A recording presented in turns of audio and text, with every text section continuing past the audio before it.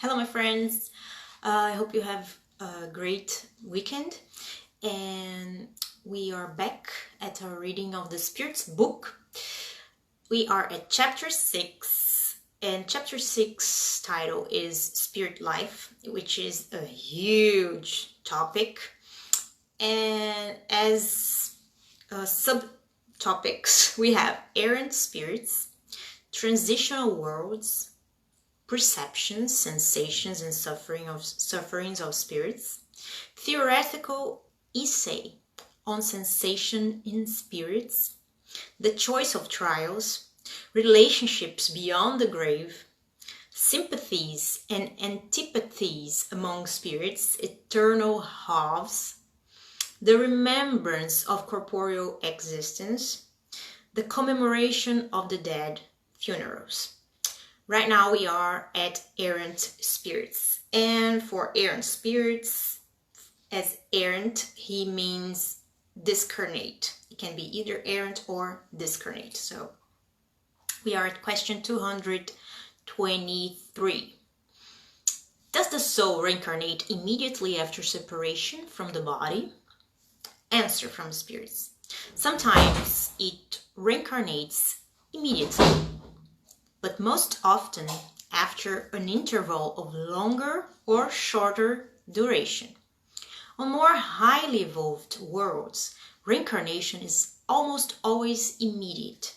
Since the corporeal matter of those worlds is less coarse, an incarnate spirit enjoys nearly all of its spirit faculties. Its normal state is the same as that of your lucid somnambulists. Now, question 224. What becomes of the soul during the intervals between incarnations? And then it answers, the spirit answers. It becomes an errant spirit aspiring to and awaiting a new destiny. Question that follows this one. How long may such intervals last? Answer. From a few hours to thousands of centuries. Strictly speaking, there is no outside limit assigned to the errant state. It may last for a very long time, but never forever. Sooner or later, spirit always has the opportunity to begin another existence, which serves for the purification of its previous ones. Question that follows.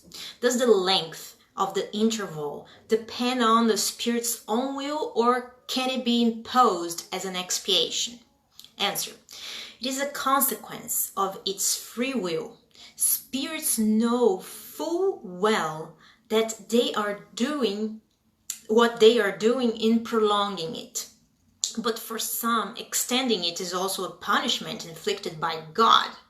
Others ask for it to be extended in order to pursue studies that cannot be done productively except in the spirit state. Question 225. Is the errant state in and of itself an indication of spirits who are less evolved? Answer. No.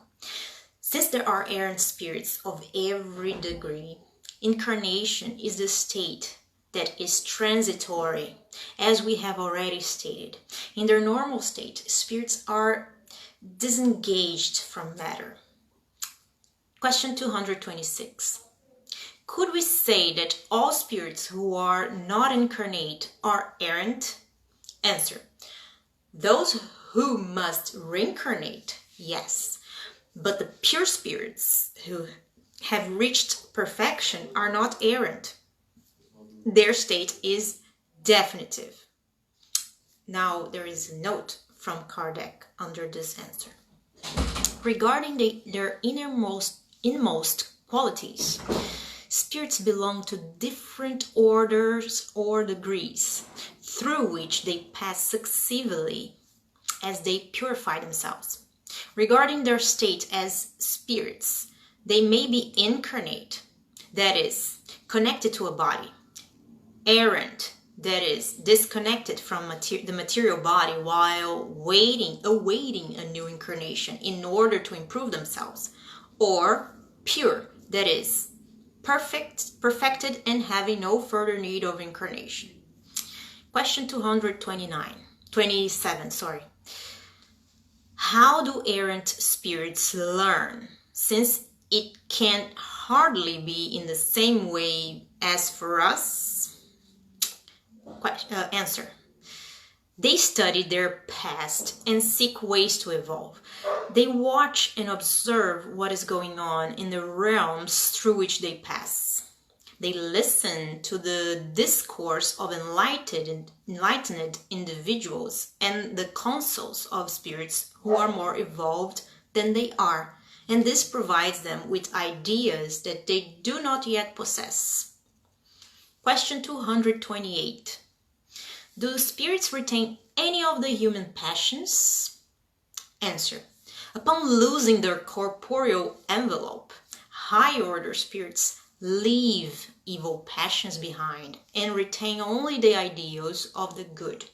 But low-order ones retain their passions, otherwise they would belong to the first order.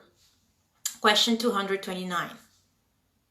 When they leave the earth behind, why don't spirits abandon their evil passions, since they are able to see the trouble they can cause? Answer. In your world, there are persons who are excessively jealous, for instance. Do you believe they will lose that defect upon leaving? After they leave the earth, since they are not entirely freed from matter, especially those who have displayed strong passions, they retain a sort of atmosphere around them that is infused with all their evil qualities. They only occasionally glimpse the truth, so as to have the moral path revealed to them. Question 230. Can a spirit progress while in the errant state? Answer. It may improve itself a great deal. It always depends on its own will and desire. However, it puts its newly acquired ideas into practice only during corporeal life. Question 231. Are errant spirits happy or unhappy? Answer. Their degree of happiness or unhappiness depends on what they have merited. They either suffer from the passions whose essence they have retained, or they are happy according to their degree of dematerialization. In the errant state, a spirit realizes that it lacks what it lacks in order to be happier. Thus, it searches for the means to attain it. However, it's not always permitted to reincarnate when it wants to. This in itself is a punishment. Question 232. While in errant state, can spirits visit other worlds? Answer. That depends.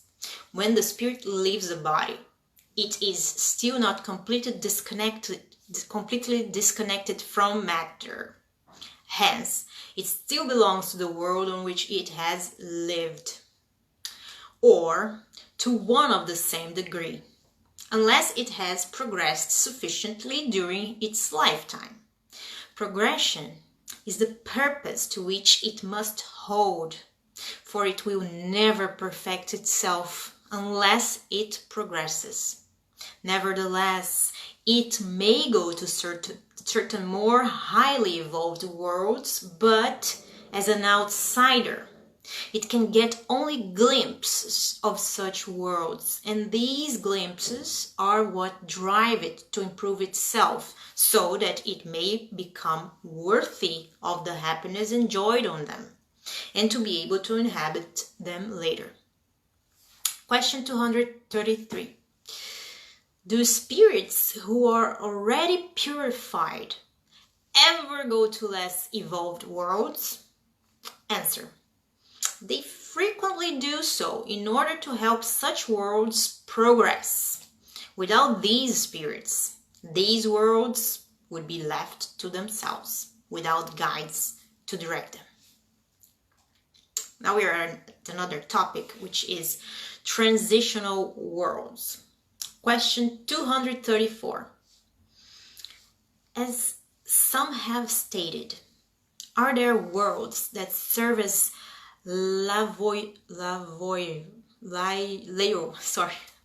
It was difficult to read.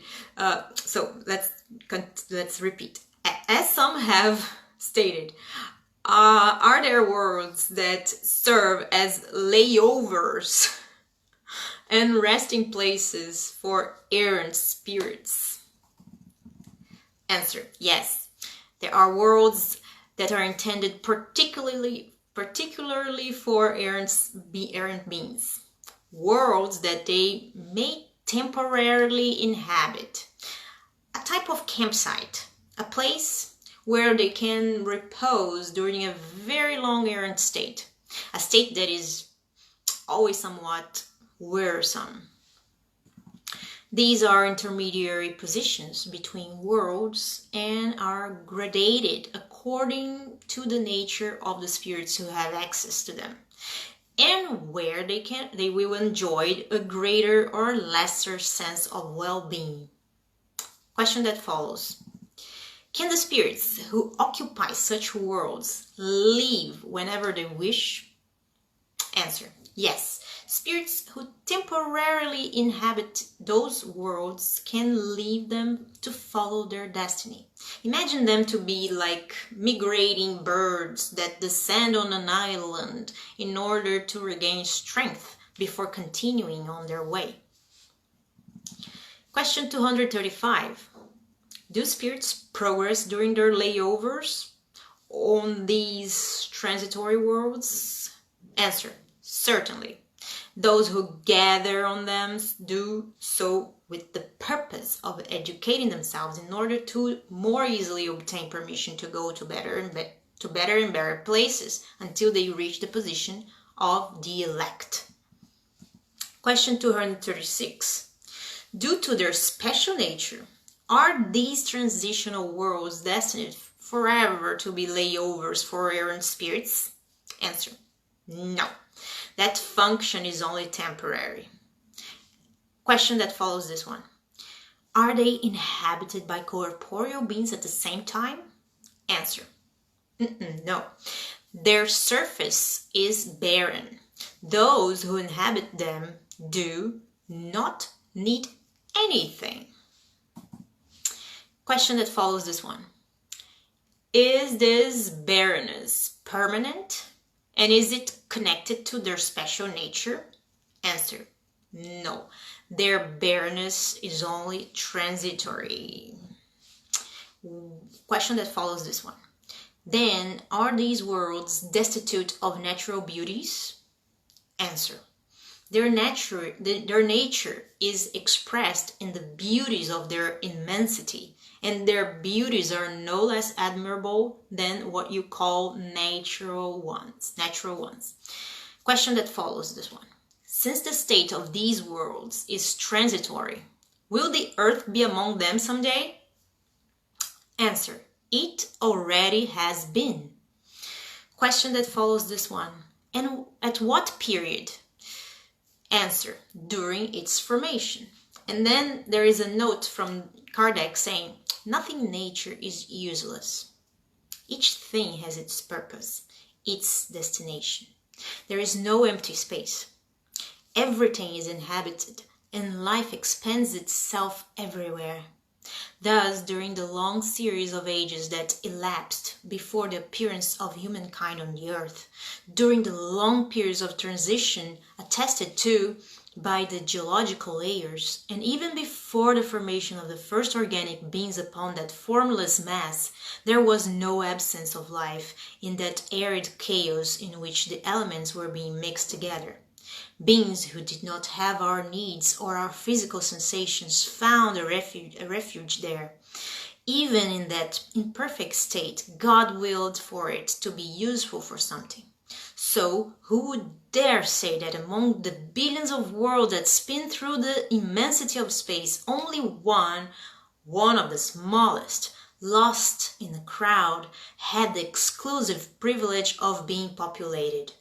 What would be the usefulness of all the others? Could God have made them merely as entertainment for our eyes? Such is an absurd presumption, incompatible with the wisdom that shines in all God's works, and unacceptable if we consider all those that we cannot see. No one can deny that. In this notion of worlds which are still unsuitable for the material life and which are nevertheless populated with beings appropriate for the conditions on them, there is something grand and sublime, where perhaps we may find the solution to more than one problem. Guys, I stay here for today. I hope you guys have a great day. God bless you all. Big kiss. See you next time. Bye bye.